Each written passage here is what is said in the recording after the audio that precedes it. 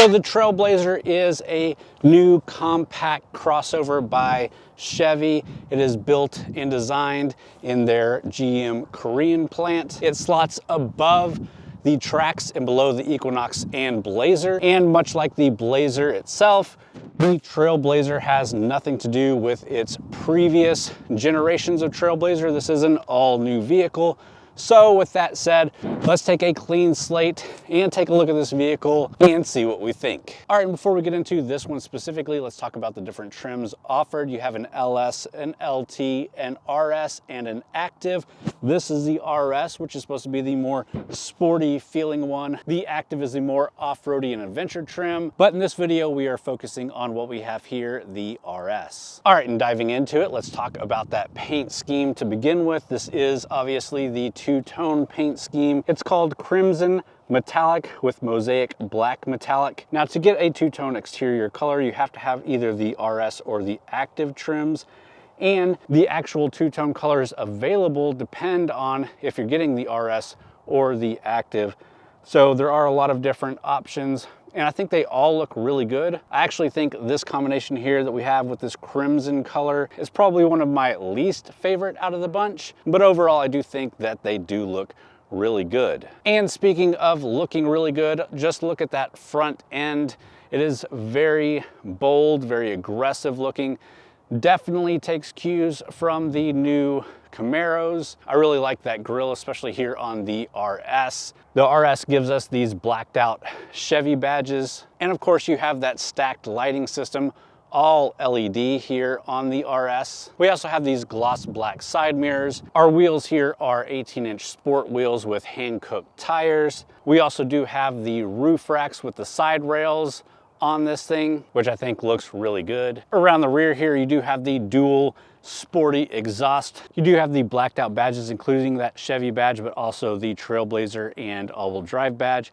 And then on the other corner, that RS badge is nice and red. And back here, you also do get LED taillights, and we'll touch on the lift gate here in just a second. First, let's talk about the size of this vehicle really quick. The total wheelbase here is 103.9 inches. Length is 173.7 inches. The total width is 71.2 inches. Height is 65.7 inches. It has an 8-inch ground clearance, and the gross weight is 4,409 pounds. And as far as compact crossovers on the market go, I really do have to say, I do like the size and looks of this Trailblazer. With that, let's quickly look at the hatch here. Now there is an optional power pop, hands-free popping tailgate. This is not equipped with that. You do have to reach down and hit the button here and manually lift it up. But once you do have it open, there is a good amount of space back here. If you have the 40-60 split rear seats up, behind that rear seat, you're looking at 25.3 cubic feet of cargo volume. You can fold those down, obviously, and get a total of 54.4 cubic feet of cargo volume. So while there's not a ton of flashy bits or anything back here, it is a good size, and for a compact crossover, it does its job. And with that, let's go ahead and close it up, pop the hood, talk about the engine real quick, then we'll move to the interior.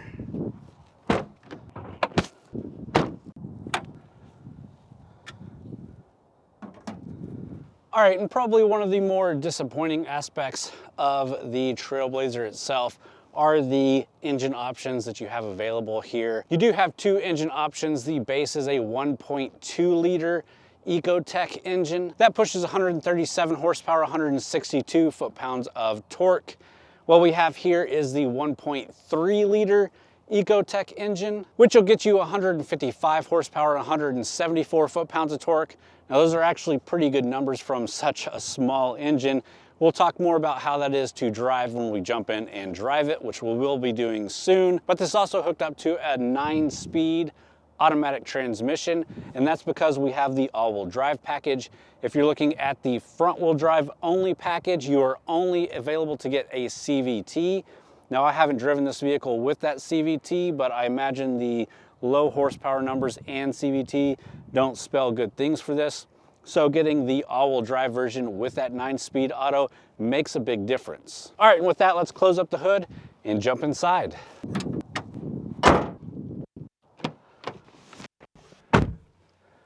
All right, guys, and let's talk about these rear seats first. First off, they're actually a decent size for a compact crossover. I'm 6'1", my knees fit just fine back here. I've had the kids 3 wide back here, and they didn't really complain about space that much. I have plenty of headroom left over, and all in all, it's a decent place to be. Now, the one big gripe that I did hear from my kids and that I'm experiencing right now is the lumbar in these back seats is actually pretty tough. And if you're not used to sitting with a lumbar, it can feel awkward. And to my kids, they did complain about not liking the way that these back seats felt, which could be potentially a huge issue if you're using this for a family vehicle. So you should definitely at least give it a try. Get in it, sit in it, get your kids in it if you've got them. See how you like these back seats before you make a final decision on this one. But with that, there's not a ton else back here, so let's jump up into the front seat and let's take a look at the rest of the interior. Then we'll take it for a drive, and then we'll start wrapping the video up after that. All right, guys, we're in the front seats now, and I think this is a nice place, especially this RS trim. So let's get into it. And first off, we do have the jet black interior with red accents, and this matches the RS theme perfectly. Our seats are a mix of materials, but they are really nice. I like this mesh here. And again, those red accents. And the front seats are heated seats. And you can see that mesh and red accent theme carried throughout the dash. This is a leather trimmed steering wheel. It does have the perforated leather with red accents there. It is a flat bottom steering wheel, has the black Chevy badge, and it is a heated steering wheel. Let's go ahead and kick it on. It is a push button start.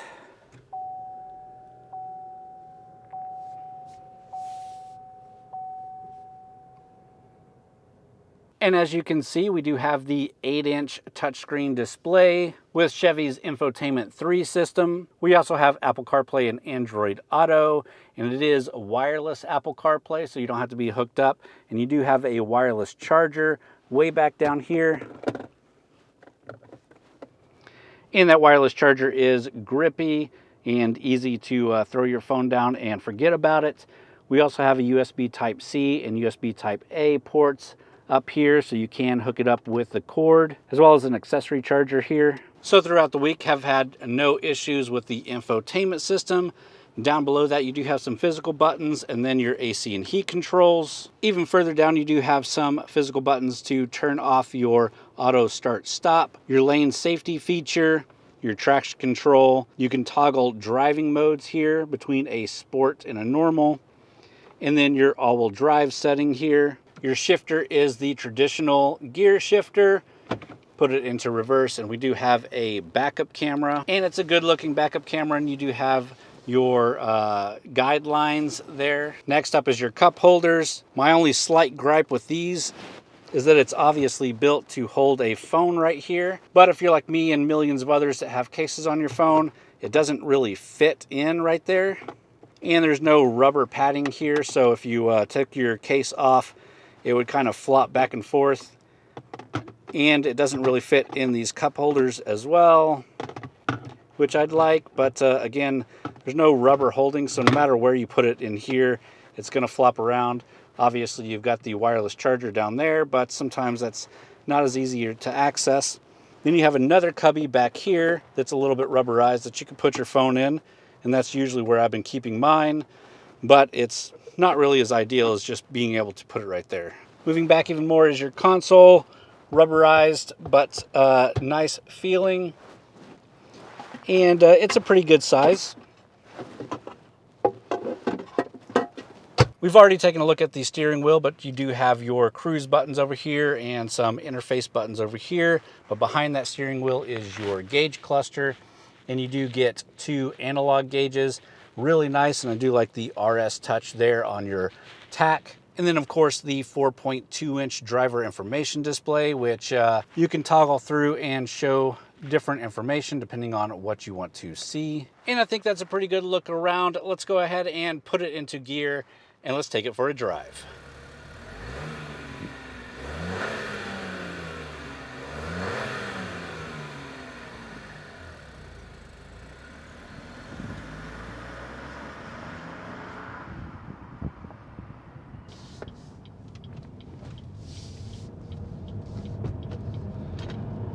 All right, so first off, the drivability, the driving dynamics, the road noise, wind noise, all of that is pretty good in this. It's probably on par with other compact crossovers that you would get around this price range. This is the RS trim, so handling is obviously a priority, and I think this does pretty well in that department. Even though it is a crossover, it's got some decent handling in it. We can come up on some curves here and push on the brakes. Brakes feel good. Come in. There's a little bit of body roll that you feel for sure. We're not going to push it too hard, but it's very manageable on these turns. Brakes feel good, steering feels good, nice inputs. And we're not even on sport mode, so you do have different driving modes. You have a normal mode, a sport mode, and then you have the all-wheel drive setting, which gives you a little bit of all-wheel drive mode. Now, if you're looking for like a off-roading configured all-wheel drive, you're going to want to look at the active trim, which actually has more off-road tuned suspension and that all-wheel drive setting. But here in the RS, it just leaves it to be fun. So again, hard on the brakes, nice tight corner, power out, and let's talk about that power. Hammer down. So it is that 1.3 liter engine, 155 horsepower. That's not a ton, but I've actually been really surprised on just how well this vehicle uses that power. It can put it down well. It can get up and go when you need it to. I've never felt like it was way too sluggish or way too slow for day-to-day driving. And if you want to push it a little bit and have fun, you're going to find the understeer of this vehicle really quickly. Would I have liked the 2-liter Ecotec or a little bit bigger turbocharged engine in this thing, especially being the RS? Of course I would, but the sticker price of this thing is already up there, which we'll talk about in a second. Overall, I'm pretty happy with it, especially in the market of who's going to be buying these things. And what that small engine does help with is the fuel economy. You're looking at 26 miles per gallon city, 30 on the highway, and that's with this all-wheel drive model. Let's go ahead and jump up on the highway and talk about some of the safety in this vehicle. You do have radar guided cruise control. You do have a lane warning system, which will warn you as you're getting out of the lanes, but not really try to keep you in them. But getting this thing out on the highway, setting that adaptive cruise control and just cruising is a good experience. So other than that, the day-to-day driving of this is really good. It's nice. It's a nice size. The seats for the driver, nice and comfortable. Again, heated seats, heated steering wheel, which is really good. Everything is easy to touch, easy to access. The infotainment system works just fine, especially if you're using Apple CarPlay. I've heard complaints about the seats in this being too small, not feeling comfortable, but I don't get that, and I'm a bigger guy.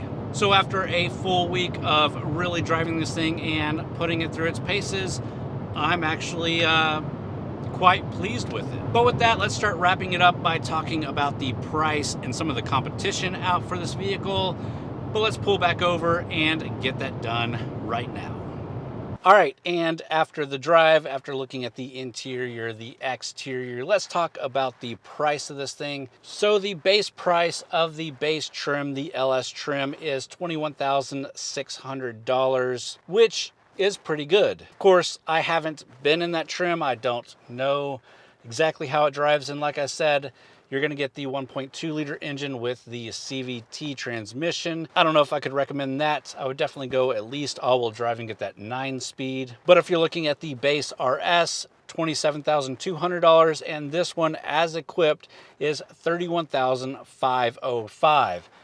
That's quite a bit of money for a compact crossover, although it is a nice place to be. It's just as nice as any $30,000 sedan. If you are looking at the competition, there is a long list of competitors out there. I'm going to hit a few that I think are worth note here. You have the Hyundai Kona, which I really like, but actually feels much smaller than this vehicle now. You have the Kia Seltos, which is a good car. I hear a lot of people talking really great about it.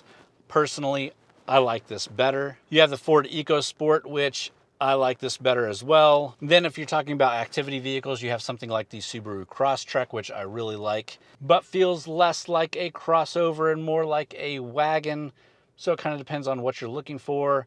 You could also talk about the Mazda CX-30, which again, feels a little bit more like a wagon than a crossover, but is probably one of my favorite in this segment. And then of course you can go with the Jeep Renegade, which I think if you're going for that, you're doing it mostly for the looks or the Jeepness if you're getting like the Trailhawk edition. But quite frankly, in this segment, this is definitely in my top 3. With that, let's jump back out. I'll give you some of my final thoughts on this vehicle, and that'll wrap up the video. All right, guys, let's talk about some final thoughts. Let's get down to some of my personal opinions about this vehicle. First off, when the vehicle was delivered, before I ever drove it, I had kind of a negative thought about it. One, because of the way I've heard others talk about it, and two, because I just traditionally haven't been a huge fan of Chevy and the moves that they're making, especially when they use some of their Korean bits. That being said, it only took a couple of days of driving it to actually really like this thing. I think it's a great compact crossover. If you're looking at any of the other competition out there that I mentioned, I definitely think this is right up there with the top 3. The only thing that I would slightly hesitate with is those back seats and that engine, but if you can get over those, I think it is a really great vehicle to get. So at the end of the day, at the end of the week, I think it is a vehicle worth recommending. With that being said, I hope you did enjoy this video. Please hit the thumbs up button if you did. Leave me a comment down below. Let me know what you think about the Trailblazer. Be sure to go check out TXGARAGE.com for more written reviews as well as event and news coverage. A lot of great authors doing great work over there. And with that, guys, thanks for watching.